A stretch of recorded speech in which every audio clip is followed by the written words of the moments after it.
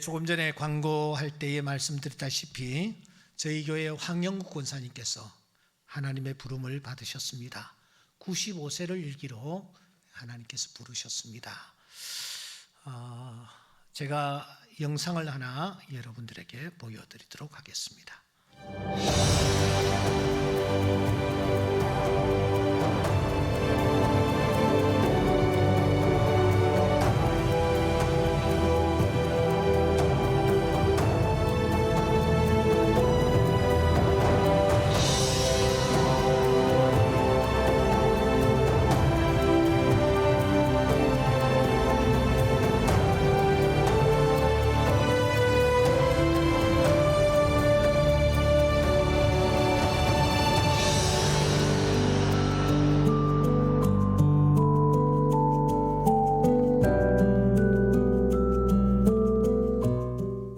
주일날 총소리가 꽉꽉 나니까는 종종 일어났다고 그러더라고. 일사태 때 나가지고서 그때야 우리가 다 나갔지. 그렇게 해서 구입할래가지고서 다시 서울로 올라갔지. 하나님이 안 계시면 진짜 충동교회는 없어졌지 벌써.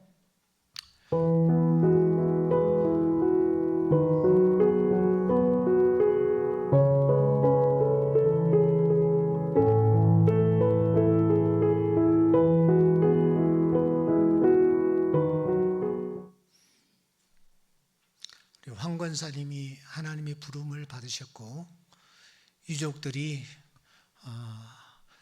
장지에 가기 전에 교회 마당을 한번 밟았으면 좋겠다 해서 그렇게 하자고 했습니다. 교회에 오셨는데 오신 김에 또 당신이 예배 드리던 이 장소에 영정사진이라도 한번 들어오면 좋지 않겠는가 하고 영정사진을 앞에 세워놓고 우리가 하나님 앞에 잠시 기도하는 시간을 가졌습니다. 이제 우리 1세대가 몇 분 남지 않았어요. 제가 헤아려 보니까 한 5분 정도, 그 정도 이제 남았습니다. 이분들이 교회를 섬길 때 제가 30대 중반에 이 교회 부임을 했는데 정말 그분들이 열정적으로 교회를 섬겼습니다. 헌신했고 기도하고 봉사했고 모범적이었습니다. 그런데 어느덧 세월이 흘러 이분들이 이제는 점점 우리 곁을 떠나고 계십니다. 흐르는 세월을 누가 이길 수 있겠습니까? 오늘 우리 또한 예외 없이 그 뒤를 따라가고 있습니다. 1961년 9월 17일 자정입니다. 아프리카 대륙의 중심부에서 비행기 한 대가 갑자기 추락을 합니다. 산산조각이 났습니다. 그런데 그 비행기는 당시 유엔 사무총장으로 재직하고 있었던 다그 함마슐드시가 탄 비행기였습니다. 그가 아프리카 지역에 중재를 하기 위하여 갔다가 그런 참사를 당한 것입니다. 아시다시피 당시 유엔 사무총장은 세계의 대통령으로 불리었습니다. 그만큼 막강했습니다. 더군다나 그는 50대 중반에 불과했습니다. 여러분, 전 세계에서 가장 이름을 날리던, 그리고 명예를 가지고 있던, 그리고 힘을 가지고 있었던 사무총장입니다. 그런데 그가 원인을 알 수 없는 이 의문의 추락사를 그가 당하고 세상을 떠난 것입니다. 그의 측근이었던 폴은 이랜드 씨는 그가 세상을 떠나고 난 뒤에 그의 유품을 정리합니다. 정리하는 중에 오랜 세월 동안 손때가 묻어서 낡고 낡아 빠진 서류철 하나를 발견하게 되죠. 서류철을 펴보니까 지난 36년 동안 600여 건의 그의 일기가 그 안에 담겨져 있었습니다. 도대체 어떤 내용일까 하고 이제 내용을 이렇게 좀 살펴보니 놀랍게도 그가 사무총장으로 재직하면서 그가 행한 업적은 단 한 줄도 없었습니다.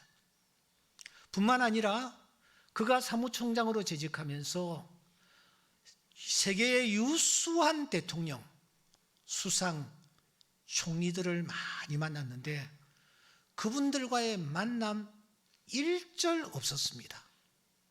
철저히 개인적이었습니다.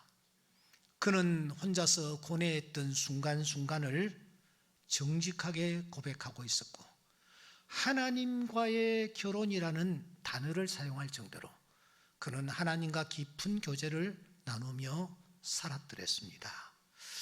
그는 이런 고백들을 하곤 합니다. 밤이 오고 있다. 이 길은 얼마나 멀 것인가. 과거에 일어난 모든 일로 인해 감사한다. 앞으로 일어날 모든 일을 환영한다.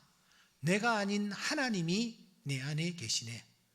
하나님이 계시기에 지난날 내가 경험했던 그 아픈 사정들, 그 끔찍한 일들도 내가 감사하며 받아들인다. 앞으로 내가 어떤 일을 만날는지 알 수 없다. 하지만 그것을 나는 환영한다. 왜? 하나님의 주권을 믿고 있었기 때문입니다.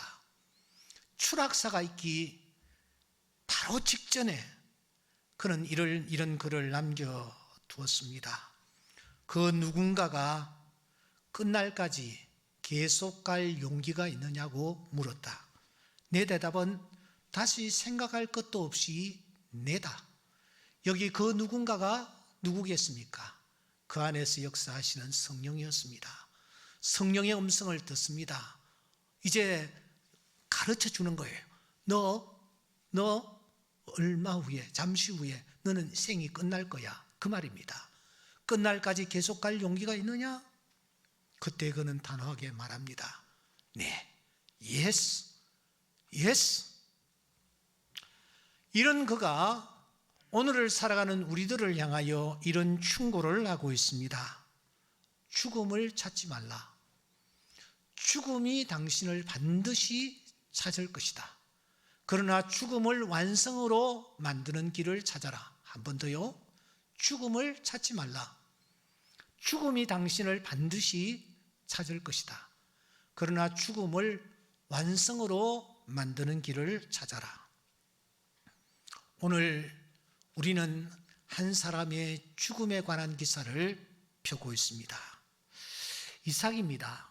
그가 BC 2066년에 세상에 태어났다면 180세를 일기로 세상을 떠났으니 오늘 이 스토리는 BC 1886년에 있었던 사건이었습니다.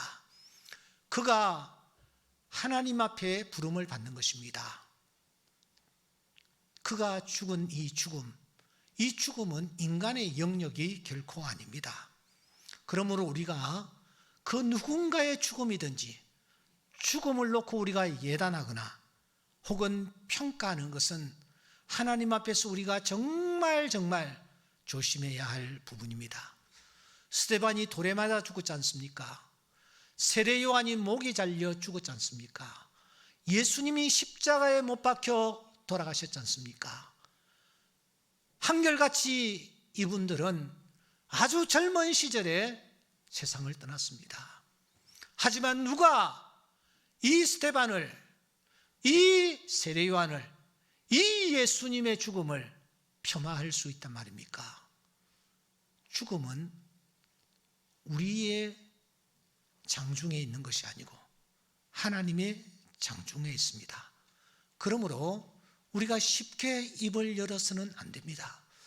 인간이 이 땅에 살아가면서 여러 가지 아픔을 겪습니다만 가장 큰 아픔은 죽음입니다.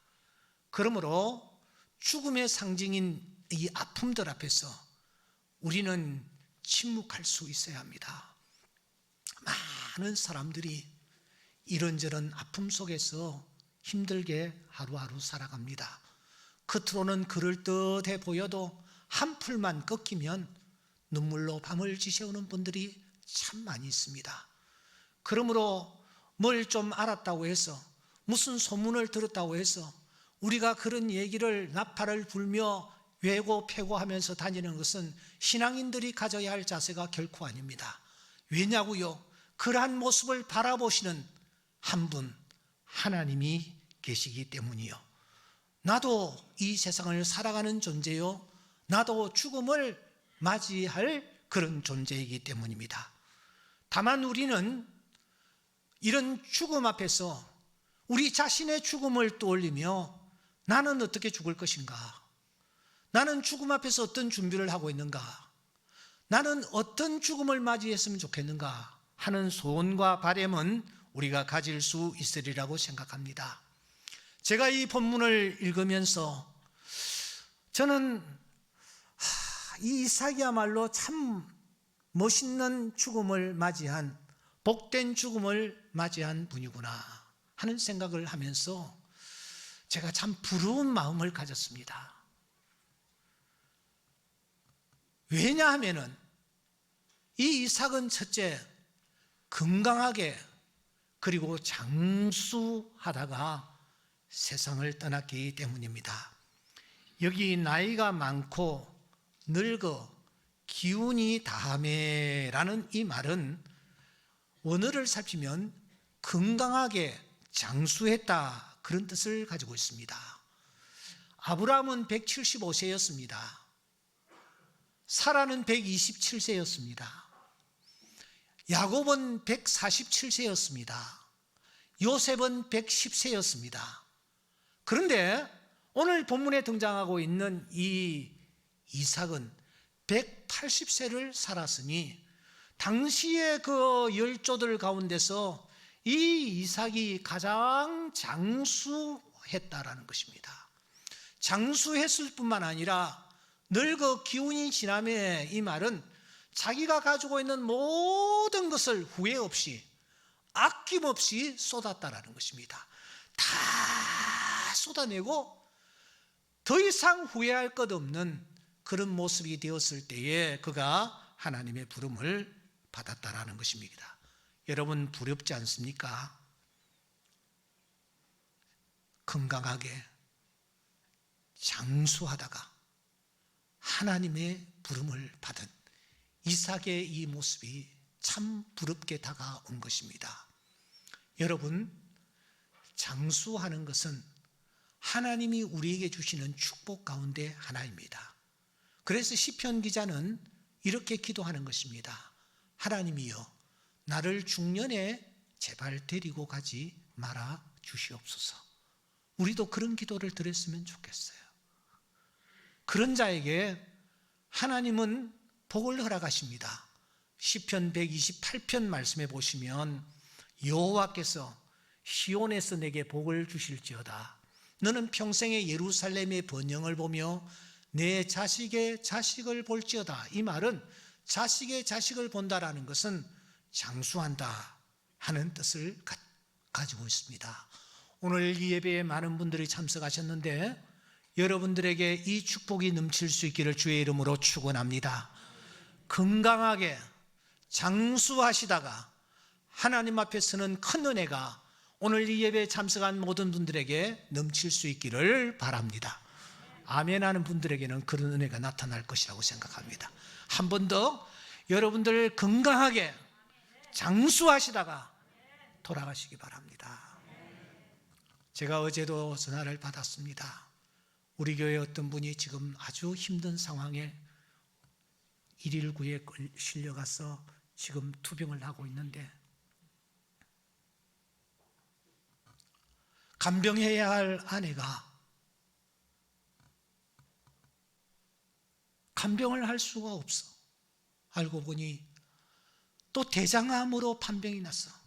또 다른 병원에 가서 내일 모레 또 수술을 해야 될 입장이야.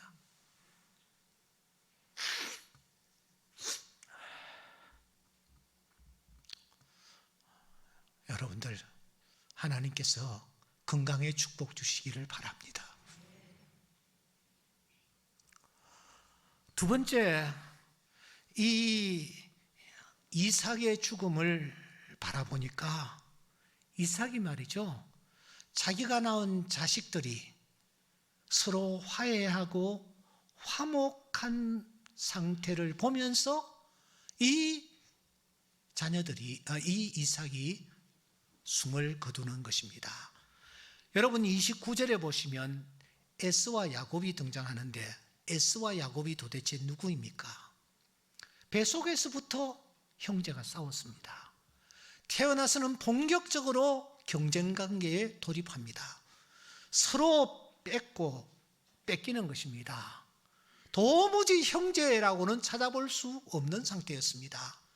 극기하는 형이 동생을 죽이겠다라는 결심을 하게 되고 이 사실을 알게 된 동생은 멀리 도망치지 않을 수가 없었습니다.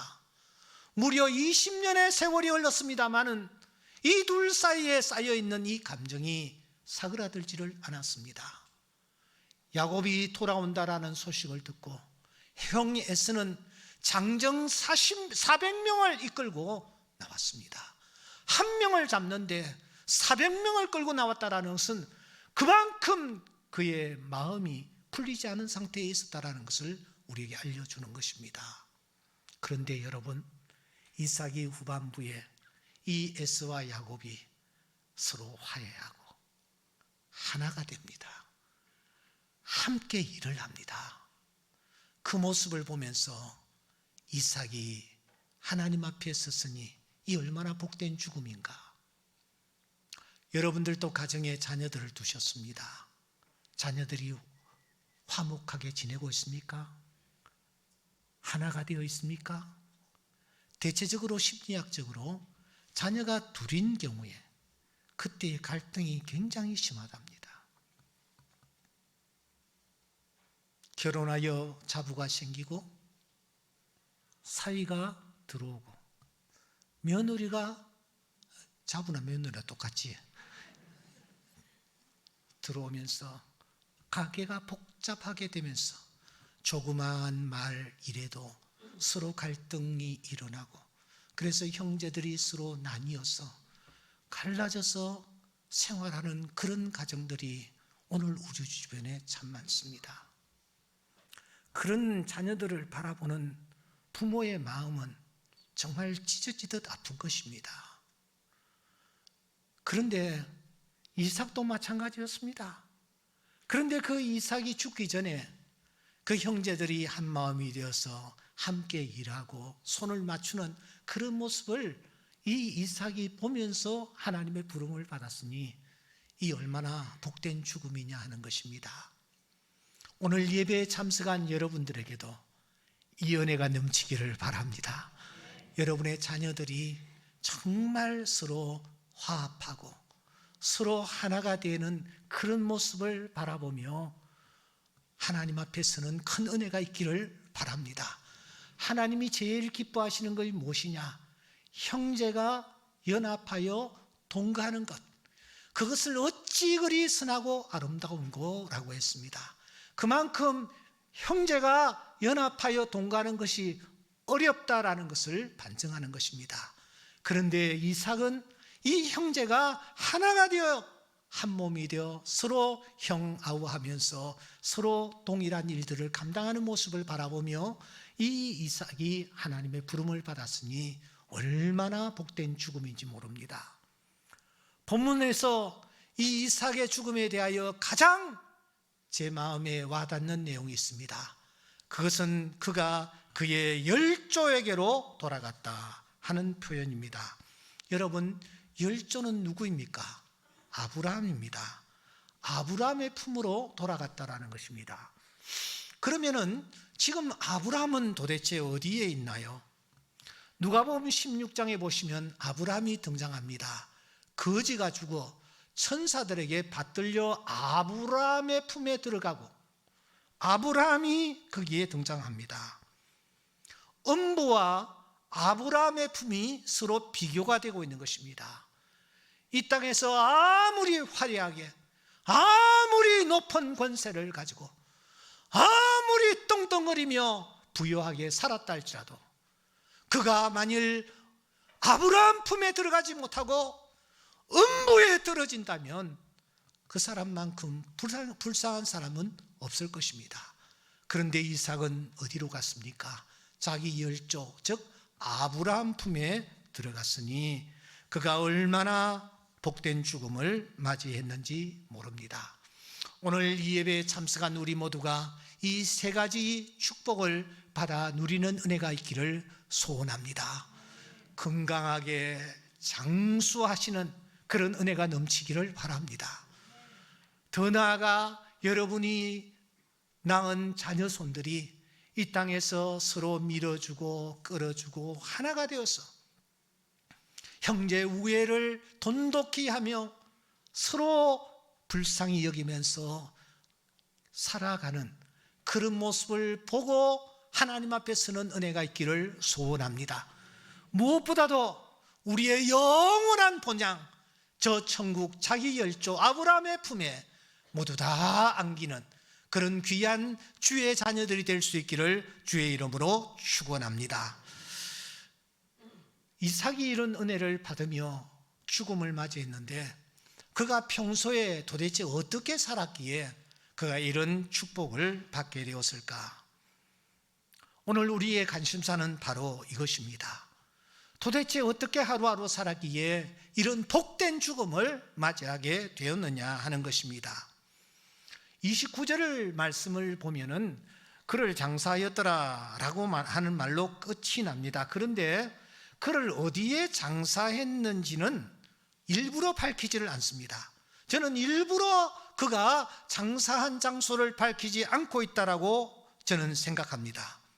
다른 성경에 보시면 아브라함이라든지 이삭이라든지 요셉이라든지 모두 다 그들이 장사 지낸 장소를 일부러 밝히고 있는데 이삭의 경우는 이삭에 침묵합니다.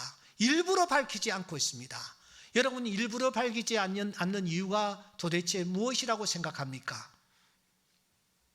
이 질문을 가슴에 품고 오늘 본문 시작 35장 27절을 우리가 또박또박 한번 읽어야 합니다. 다 같이 읽겠습니다.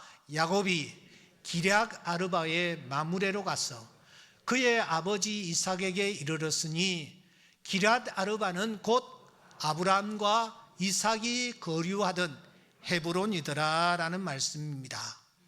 여러분, 기럇 아르바가 어디에 있는 지명인가요?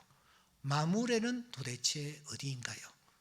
일단 기럇 아르바는 고향시, 마므레는 일산, 이렇게 좁은 지역이라고 보시면 틀림이 없습니다.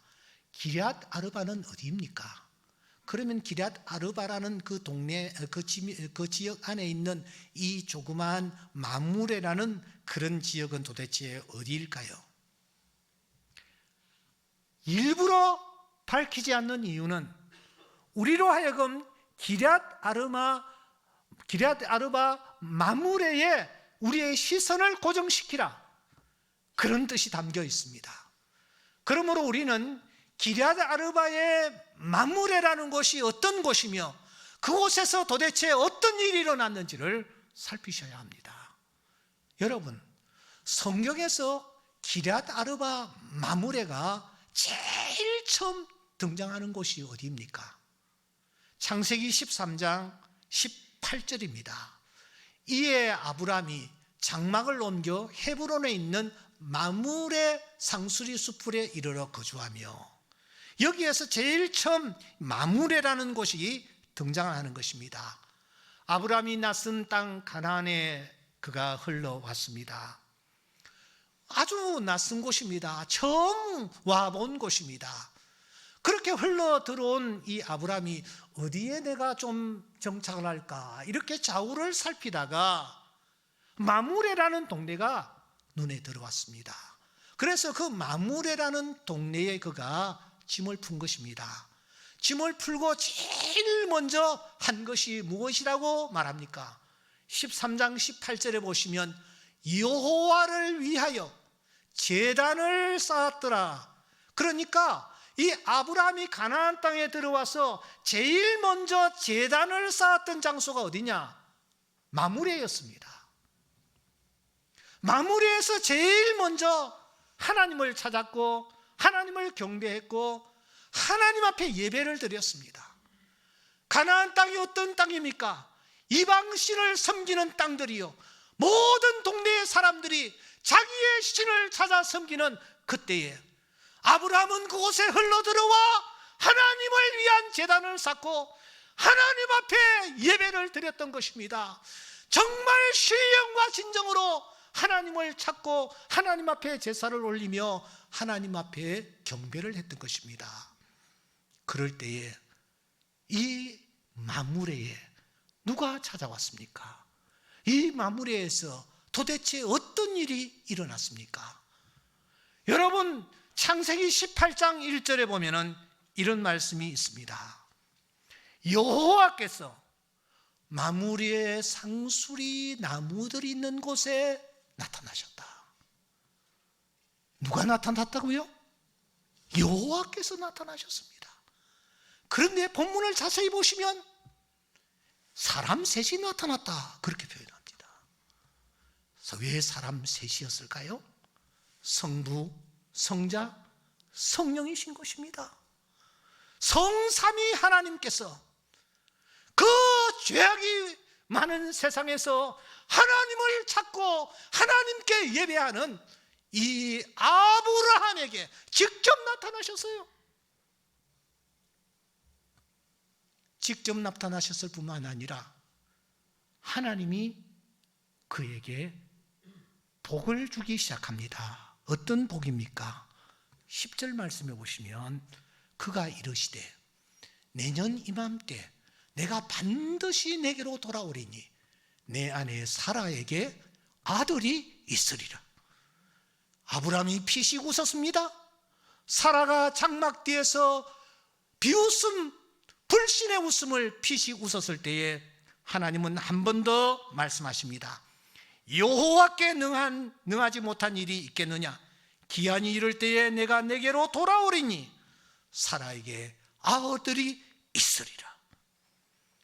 그러니까 이 마므레는 하나님이 나타났던 장소요, 하나님이 복을 허락해 주셨던 장소입니다. 그 축복의 말씀대로 사라는 임신을 했고 아들을 낳았고 그 아들 이름을 이삭이라고 한 것입니다. 창세기 21장 12절, 21장 2절에 보시면 그가 아들을 낳았다고 말씀합니다. 그러니까 마므레가 어떤 곳입니까? 마므레는 기도의 응답이 나타났던 장소예요. 하나님을 만났을 뿐만 아니라 평생 동안 소원하던 기도의 소원이 이루어졌던 장소가 사라는 여러분, 마므레였던 것입니다. 그런데 아브라함은 이 기럇 아르바의 마므레를 탐탁찮게 생각했습니다. 하나님이 나타나셨고 축복해 주셨던 장소, 하나님 앞에 제단을 쌓았던 그 장소를 탐탁찮게 생각했습니다. 그곳에서 그냥 땅 한 평도 구입하지 아니했습니다. 땅 한 평도 구입하지 아니했다라는 것은 여호와의 제단을 쌓기는 쌓았는데 남의 땅에 산 거예요. 집을 짓고 살기는 사는데 남의 땅에다가 집 짓고 사는 거예요. 왜 그랬을까요? 우리는 지난주일을 생각했습니다. 아브라함은 그곳에서 나그네와 거류하는 자로 살았기 때문입니다. 그는 여행객으로 살았습니다. 잠시 후에 내가 떠날 것이다. 나는 어떤 빌미만 생기면 난 이곳을 떠날 거야.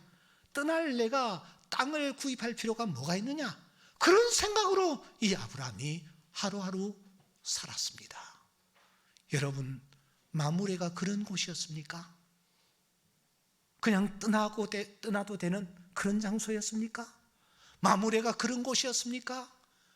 하나님의 제단이 있고 하나님이 직접 나타나셨고 하나님이 축복하신 장소가 아닙니까? 그 마므레를 그렇게 가볍게 취급해 버릴 수 있단 말입니까?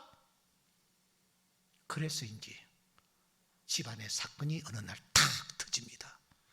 무엇이었습니까? 아내 사라가 갑자기 죽는 것입니다. 성경은 127세로 사라가 세상을 떠났다라고 말합니다. 여러분, 아브라함은 175세였습니다. 사라는 127세입니다. 50년 간극이 있습니다. 그러니까 사라가 일찍 죽은 셈이 되는 겁니다. 하나님이 어떤 모양으로 사라를 데려가셨는지는 알 수 없으나 이 사라는 그 당시 상황으로는 일찍 그가 세상을 떠나버리고 마는 것입니다. 아브라함은 충격이었습니다. 지금까지 사라는 아브라함을 주라고 부르며 따랐습니다. 순종하며 따랐습니다. 그야말로 수종이 되었습니다. 하라 하면 예, 하라 하면 예. 그렇게 수족처럼 자기를 위하여 내조하던 사라가 그냥 떠나버렸기 때문입니다. 사라가 싸늘한 시신으로 바뀌었을 때에 아브라함에게 특별한 의외의 행동이 나타나지 않습니까? 그가 땅을 사는 것입니다. 땅을 사는 것입니다. 62년 동안 사지 아니했던 땅을 사는 것입니다. 그것도 엄청나게 값을 주면서 사는 것입니다. 그의 이 행위가 뜻하는 바가 무엇이었습니까? 내가 이곳을 고향으로 이제는 삼겠다. 내가 이곳에 영원히 머물겠다 하는 의지의 표현인 것입니다. 아브라함이 어떻게 그런 생각을 하게 되었을까요? 우리는 히브리서 11장 13절로 16절 말씀을 중심으로 사라가 아브라함으로 하여금 그곳을 고향으로 삼고 그곳에 정착하도록 하는 이 일에 결정적인 역할을 했다라는 사실을 이미 우리는 정리한 바 있습니다. 그는 이제 이곳을 영원한 고향으로 삼았습니다. 나와 내 자손들이 영원히 머물 그런 땅으로 생각하며 아브라함이 살다가 175세를 일기로 그가 세상을 떠나는 것입니다. 오늘의 주인공은 이삭입니다. 이삭은 그러면 어떻게 살았던가? 이삭은 아버지 아브라함과는 전혀 다른 생활 패턴으로 그가 살았습니다. 성경에 보면 이 이삭은 헤브론, 기럇 아르바, 이 막벨라 굴이 있는 마므레를 떠나지 아니하고 그가 그곳에 머물렀던 것을 확인할 수 있습니다. 여러분, 이삭이 가나안 땅에 살 때에도 큰 흉년이 났습니다. 풀칠을 해야 되지 않겠습니까? 그래서 이삭이 사실은 애굽으로 내려가려고 마음을 먹은 적도 있습니다. 그런데 창세기 26장 12절에 보면은 하나님께서 그때 이 창세기 26장 2절에 보시면 하나님께서 그때 나타나셨습니다. 야, 너 애굽으로 내려가지 말고 내가 내게 지시하는 땅에 거주하라. 이 말씀을 이삭은 붙잡고 애굽으로 내려가지 않습니다. 흉년인데도 불구하고 내려가지 않고 그가 가나안 땅 마므레 기럇 아르바에 그가 거주하는 것입니다. 하나님이 은혜 베풀어 주셨던 장소, 우리 조상들이 대대로 하나님 앞에 예배를 드리고 제사를 드렸던 이 장소, 기도의 응답이 나타났던 이 장소, 내가 태어났던 장소, 난지 8일 만에 할례를 받았습니다. 유아 세례를 받은 이 장소, 내가 이 장소를 어찌 떠나갈 수 있으랴. 그런 마음으로 이삭은 흉년임에도 불구하고 그곳에 그가 머물다가 그가 하나님 품에 선 것입니다. 그러면 이삭이 어디에 묻혔느냐는, 어디에 묻혔느냐? 어디에 여러분 묻혔을까요? 야곱이 저 애굽에서 세상을 떠나며 그가 유언을 남깁니다. 나를 이곳 애굽에 묻지 말아라. 나를 묻어야 할 곳이 있다. 그곳은 내 조상들이 묻혔던 저 가나안의 마므레 막벨라 굴이다. 그러면서 그는 말합니다. 아브라함과 그의 아내 사라가 거기 장사되었고 그 다음에 오늘의 주인공 이삭과 그의 아내 리브가도 거기 장사되었으며 나도 레아를 그곳에 장사하였노라. 거기가 어디입니까? 바로 이 기랏 아르바의 마무레에 있는 막벨라 굴이었던 것입니다.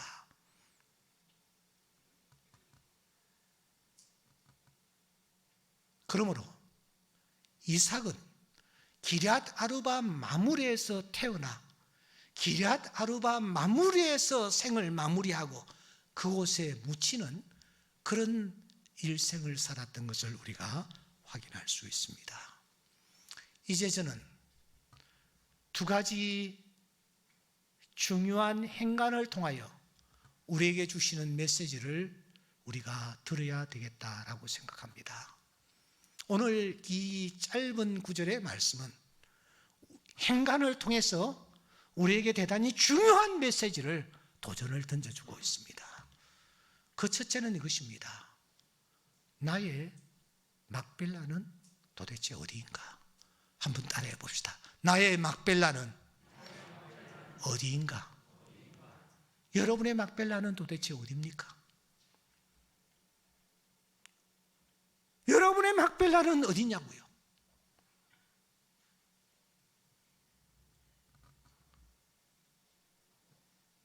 내가 처음 제단을 쌓았던 장소입니다. 내가 은혜를 받았던 장소요. 내가 하나님을 만났던 장소요. 기도의 응답이 나타났던 나의 막벨라는 도대체 어디인가 하는 것입니다. 나는 그 막벨라를 정말 변함없이 귀하고 소중하게 생각하고 있는가? 아브라함처럼 기회만 되면 그곳을 떠나려는 그런 생각을 갖고 있지는 않는가 하는 것입니다. 더 중요한 것은 막벨라가 바뀌어버리지는 않았는가 하는 것입니다. 내가 소중하게 생각하고 내가 즐기고 내가 귀하게 여기는 나의 막벨라가 바뀌어버리지는 않았는가. 디모데후서 4장 16절에 보시면 대만은 이 세상을 사랑하여 나를 버리고 데살로니가로 가고 그레스게는 갈라디아로 디도는 달마디아로 갔고 그런 말씀이 있습니다. 데마에게 막벨라는 이제는 예수가 아닙니다. 복음이 아닙니다. 세상이었습니다.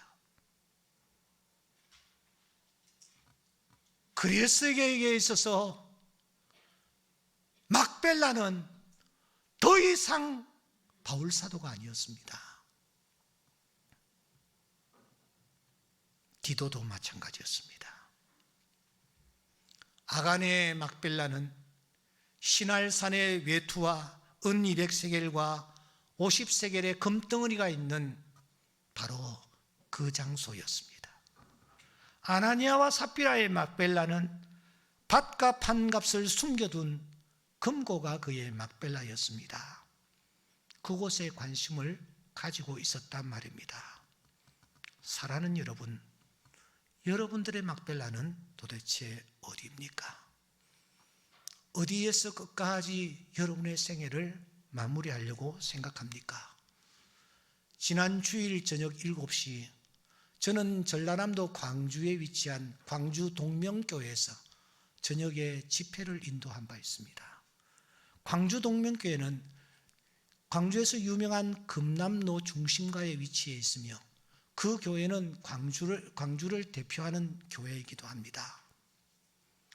그 교회가 큰 성전을 새로 이렇게 신축을 하고 아마 7월달 입당을 한다라는 얘기를 들었습니다. 교회를 신축한다고 하니 사람들이 떠나는 거예요.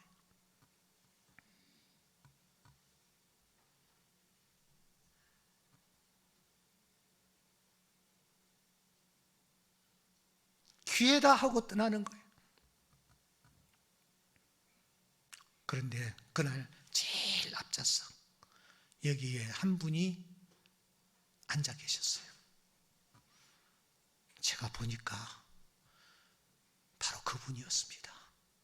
광주 동명교회를 위해서 일생을 헌신하다가 원로 목사님으로 추대받으신 최기채 목사님이 거기에 앉아 계셨어요. 87세였습니다. 이분이 말씀을 듣고 난 뒤에 나중에 제가 가서 인사를 드리니까 옥 목사님, 오늘 나에게 주시는 말씀입니다. 제가 말씀을 잘 받았습니다. 끝까지 그는 막벨라를 지키며 막벨라에서 생을 마무리하겠다 하는 자세로 그가 달려오시는 것을 볼 수가 있었습니다. 교회라는 것은 약한 부분이 많습니다. 냄새나는 부분도 많고요. 들여다보면은 여러분 여러 가지 불합리한 부분들도 많고요. 그래서 떠나고 싶은 마음이 생길 때도 많이 있습니다. 상처를 받을 때도 많이 있기 때문입니다. 왜 교회에서 나를 이렇게 대우하느냐, 이런 생각이 들 때도 있기 때문입니다. 하지만 막벨라는 막벨라입니다. 막벨라에서 제단을 쌓았고, 막벨라에서 하나님을 만났고, 막벨라에서 기도의 응답이 나타났습니다. 어떻게 그 막벨라를 떠날 수 있단 말입니까? 여러분의 막벨라는 어디입니까? 오늘 두 번째 행간을 통하여 우리에게 들려주시는 도전하는 메시지는 이것입니다. 당신은 죽음을 준비하고 있는가? 죽음 준비를 하고 있는가? 러시아의 대문호였던 톨스토이는 이렇게 말합니다. 이 세상에 죽음만큼 확실한 것은 없다. 그런데 사람들은 겨우살이는 준비하면서도 죽음은 준비하지 않는다. 여러분, 죽음만큼 확실한 것이 어디에 있습니까? 정상적인 교육을 받지 못했지만 당대에 가장 많은 작품을 남겼던 리차드 박스턴은 이렇게 말합니다. 사람은 누구나 모든 사람들이 다 죽는다고 하면서도 자신은 죽지 않을 것처럼 생각한다. 사람들은 죽는 것을 다 알고 있다. 그럼에도 불구하고 마치 그것을 알지 못하는 듯 미친 듯이 산다. 그렇게 말하고 있습니다. 아시는 대로 골프 황제 타이거 우즈가 차량이 뒤집히는 큰 사고를 당해 크게 다쳤습니다. 살아있는 게 다행이라는 그런 외신 보도도 있었습니다. 그가 현대에서 만든 최고급 차를 선물로 받았습니다. 한번 타보자 하고서는 악셀레터를 그냥 밟았던 것 같아요. 속력을 내었고 경사도에 접어들면서 그는 핸들을 제대로 잡지를 못했습니다. 차는 중앙선을 넘어가고 나무에 부딪혔고 경사도를 따라 6번인가 7번인가 뒹굴었습니다. 차량은 형체를 알아보기 힘들 정도로 파손이 되었습니다. 여러분, 타이거 우즈가 누굽니까? PGA 그런 메이저 대회에 15승을 한 사람입니다. 미국 골프 투어에서 무려 82번의 승리를 거둔 전설적인 인물입니다. 아직도 40대 중반 나이가 젊습니다. 하지만 앞으로의 상황은 불투명해졌습니다. 이 모든 것이 순식간에 일어난 일이었지 않습니까? 그래서 철학자 김형석 교수는 자주자주 양구를 찾는다고 합니다. 왜냐고요? 이 강원도 양구에 자신이 묻힐 무덤을 준비해 놓았기 때문입니다. 평남 대동에서 태어나 남한 이후에 그는 고향을 그리워했습니다만 갈 수가 없었습니다. 이제 그의 나이 벌써 102세, 자신이 얼마 남지 아니했다라는 것을 그가 알고 있기에 이 북한 고향과 가장 가까운 곳 양구에 자신의 무덤을 마련한 것입니다. 그리고 그 노구를 이끌고 자주자주 그 양구까지 그가 가서 자기가 뉘어질 무덤을 들여다보다가 돌아오는 것입니다. 이렇게 장차 자신이 이어질 무덤을 준비하는 것이 진정으로 죽음을 잘 준비하는 것일까요? 그게 전부일까요? 그래서 여러분들에게 다시 묻습니다. 아니, 오늘 본문 말씀에 행간이 소리를 치고 있습니다. 지금 당신의 막벨라는 도대체 어디인가? 지금 당신은 죽음 준비를 하고 있는가? 죽음 준비를 하고 있는가? 이삭의 죽음 앞에서 지혜를 얻는 은혜가 있기를 바랍니다. 어리석은 자여 개미에게로 가서 그 하는 것을 보고 지혜를 얻으라고 하신 하나님께서 오늘 우리에게 말씀하십니다. 이삭의 죽음에게 다가가 그 죽음 앞에서 지혜를 얻으라고요. 나의 막벨라는 어딘가? 나는 죽음 준비를 하며 살아가고 있는가? 이 질문에 답하는 주의 귀한 자녀들이 될 수 있기를 주의 이름으로 축원합니다. 기도드리겠습니다. 하나님 아버지,